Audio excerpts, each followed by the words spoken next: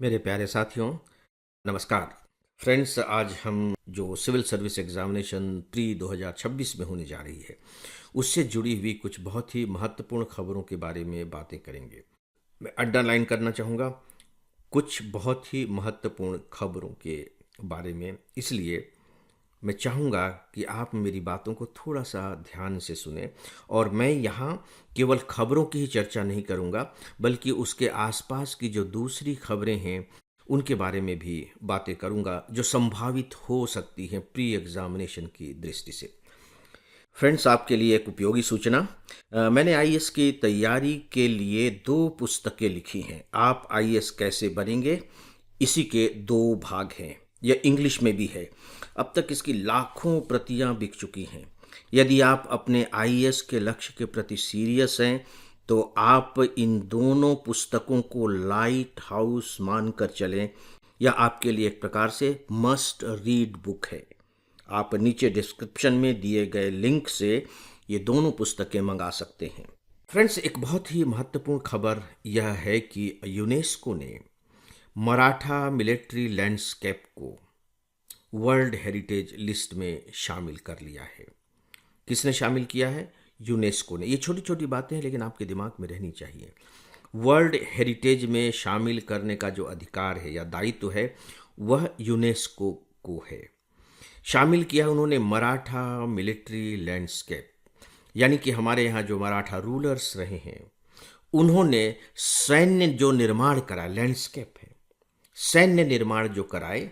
याद रखिए कि उन्होंने रहने के भवन के जो निर्माण कराए हैं वे नहीं, जो सैन्य निर्माण है, लैंडस्केप हैं, उन्हें वर्ल्ड हेरिटेज में शामिल किया है।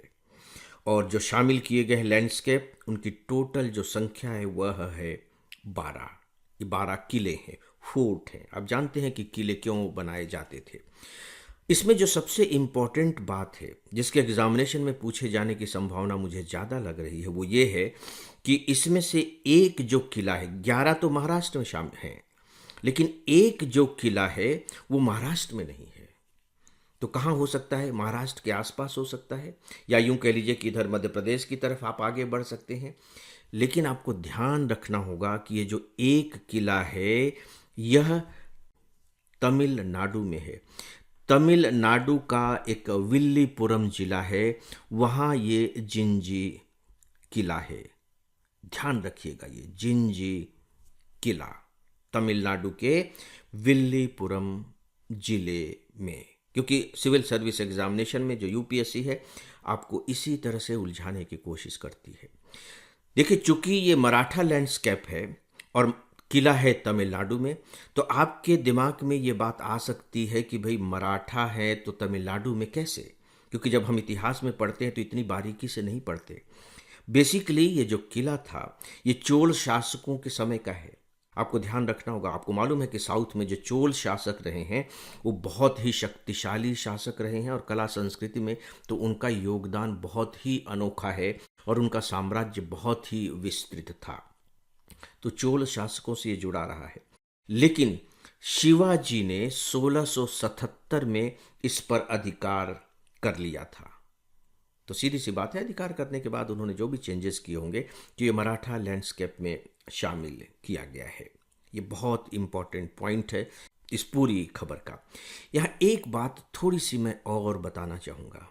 मराठा पीरियड, क्योंकि ये मराठा लैंडस्केप है, शिवाजी लैंडस्केप नहीं है, मराठा लैंडस्केप है। तो आपको थोड़ी सी बात ये भी जान लेनी चाहिए कि ये जो मराठा रूलर थे, ये कब से कब तक हिंदुस्तान में रहे, यानी यूं कह लीजिए कि हिंदुस्तान में कब से कब तक इनका शासन बना रहा। तो आपको जानकारी होगी कि 1674 में तो छत्रपति शिवाजी ने इसकी नींव रखी, और बाद में 1818 तक यह अस्तित्व में रहा। 1818 में जो पेशवा बाजीराव द्वितीय थे, देखिए जब हम पेशवा कहते हैं ना, तो उसका मतलब आप समझ सकते हैं, समझने के लिए, प्रधानमंत्री। बाजीराव जो द्वितीय थे, वे पराजित हुए थे ईस्ट इंडिया कंपनी से 1818 में। तो इनका जो पीरियड रहा है वो 1674 से 1818 तक का रहा है। थोड़ा सा और एक्सटेंशन करने की मुझे इजाज़त दीजिए। दोस्तों, 2024 में एक और भी यूनेस्को की लिस्ट में भारत के क्षेत्र को शामिल किया गया था, या वस्तु को या स्थान को शामिल किया गया था। मैं बताना चाहूँगा वो था मोईदम्स।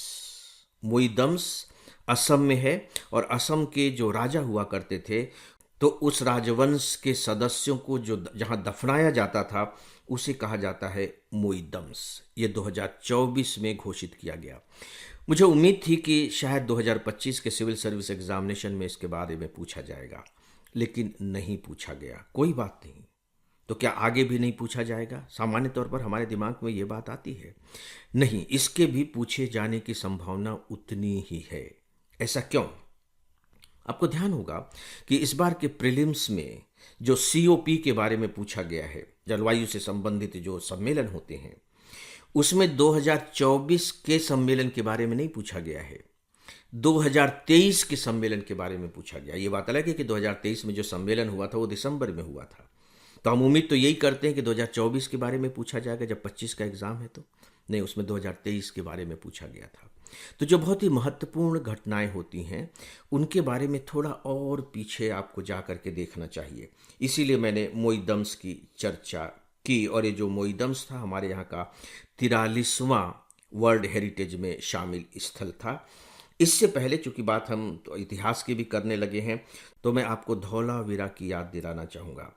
ये गुजरात के रन ऑफ कच्छ में हड़प्पा सिटी रहा है। ये हमारे यहाँ का 40th वर्ल्ड हेरिटेज में शामिल स्थल रहा है, जिसे 2021 में शामिल किया गया था। क्योंकि अब ये हमारे हिस्ट्री का एक चैप्टर बन गया है, या यूँ कह लीजिए कि सब चैप्टर बन गया है, इसीलिए मुझे लगा कि इसके बारे में भी चलते चलते थोड़ी सी चर्चा कर लेनी चाहिए। फ्रेंड्स, अब जो दूसरी घटना है वह ज्योग्राफी से जुड़ी हुई घटना है। आप इसे साइंस से जुड़ी हुई घटना भी कह सकते हैं, और इसे मैं नाम देना चाहूँगा फॉसिल गैलेक्सी का। फॉसिल, फॉसिल का मतलब होता है जीवाश्म, और गैलेक्सी, गैलेक्सी का मतलब होता है आकाश गंगा। जी हाँ, इटली के वैज्ञानिकों ने एक ऐसी आकाश गंगा खोज निकाली है, ध्यान से सुनिएगा, जो पिछले 7 अरब सालों से बिल्कुल नहीं बदली है। 7 अरब साल यानी कि 700 करोड़ वर्ष, और 700 करोड़ वर्ष में आकाश गंगा में कोई बदलाव नहीं हुआ। सोच करके देखिए, इसीलिए इसे फॉसिल्स कहा गया। सामान्यतः ये माना जाता है कि जब आकाश गंगाएं बनी तो वो आपस में टकराती रहती थी, एक दूसरे से मिलती जुलती रहती थी, और इससे जो उनका आकार है, उनकी जो बनावट है, उनमें परिवर्तन आते रहते थे। हम लोगों ने तो यही पढ़ा है। लेकिन ये जो आकाश गंगा है 7 अरब वर्ष पुरानी है, और ज्यों की त्यों है, कभी इसमें कोई बदलाव हुआ ही नहीं। पहली बात। दूसरी बात, ये है कहाँ? सुनकर के आप चौंक जाएंगे। ये हमारी पृथ्वी से 3 अरब प्रकाश वर्ष दूर है। 3 अरब प्रकाश वर्ष दूर। कैलकुलेट नहीं कर सकते हम। आपको मालूम है कि जो प्रकाश की जो गति है वो 3 लाख किलोमीटर, थोड़ा सा कम है, लगभग 3 लाख किलोमीटर प्रति सेकंड। 3 लाख किलोमीटर प्रति सेकंड की गति से यदि कोई प्रकाश चलती है तो उसे इस फॉसिल्स गैलेक्सी तक पहुंचने में 3 अरब वर्ष लग जाएंगे। बाप रे बाप, कितनी दूर है ये, सोच करके देखिए। और एक और शब्द जब आप इस न्यूज़ के बारे में पढ़ेंगे तो आपको पढ़ने को मिलेगा, वह है लोकल यूनिवर्स। लोकल यूनिवर्स यानी कि एक ऐसा यूनिवर्स, एक ऐसा ब्रह्मांड जिसे हम लोकल कह सकते हैं। जब आप लोकल शब्द सुनते हैं तो दिमाग में कौन सी बात आती है? भाई लोकल है, लोकल है मतलब आसपास का ही है, अपने यहाँ का ही है। लेकिन जिसे हम लोकल यूनिवर्स कहते हैं, मालूम है उसकी दूरी कितनी होती है? 1 अरब प्रकाश वर्ष का दायरा। यानी कि 1 अरब प्रकाश वर्ष के दायरे में जो कुछ भी है वो लोकल यूनिवर्स है। मज़ेदार बात है। और ये जो फॉसिल गैलेक्सी है ये 3 अरब प्रकाश वर्ष की दूरी पर है। सोच करके देखिए, और इसमें अभी तक कोई बदलाव नहीं हुए हैं, इसीलिए इसे कहा गया जीवाश्म आकाश गंगा, फॉसिल गैलेक्सी। दोस्तों, अब जो आखिरी खबर है वह है कि जो हमारे देश का जो त्रिपुरा राज्य है वह तीसरा पूर्ण साक्षर राज्य बन गया है। तीसरा पूर्ण साक्षर राज्य। इस तरह के प्रश्न पूछे जाते हैं यूपीएससी में, लेकिन सीधे सीधे ये नहीं पूछा जाएगा कि पहला कौन सा है, दूसरा कौन सा है, तीसरा कौन सा है। उसको घुमा फिरा करके पूछा जाएगा। तो इसीलिए यहाँ मैं 3 राज्यों के बारे में बता रहा हूँ जो अब तक पूर्ण साक्षर घोषित किए जा चुके हैं। उसमें पहले राज्य के बारे में आपको मालूम होगा, वह मिजोरम है। अखबारों में उसकी काफ़ी चर्चा हुई थी। दूसरा जो राज्य बना वह गोवा है, लेकिन अनफॉर्चुनेटली गोवा के बारे में अखबारों में उतनी चर्चा नहीं हुई। और अब ये जो तीसरा राज्य बना है वह है त्रिपुरा। इस तरीके से क्रम से मिजोरम पहला, गोवा दूसरा और जो त्रिपुरा है वह तीसरा राज्य है। दोस्तों, सबसे महत्वपूर्ण बात जो मुझे इसमें लगी वो ये कि देखिए, जो तीनों राज्य हैं अपने आप में छोटे राज्य हैं, पॉपुलेशन की दृष्टि से भी, एरिया की दृष्टि से भी। तो यहाँ हम देख रहे हैं कि कैसे जो छोटे राज्य हैं उनका प्रदर्शन कई क्षेत्रों में बहुत बेहतर हो रहा है।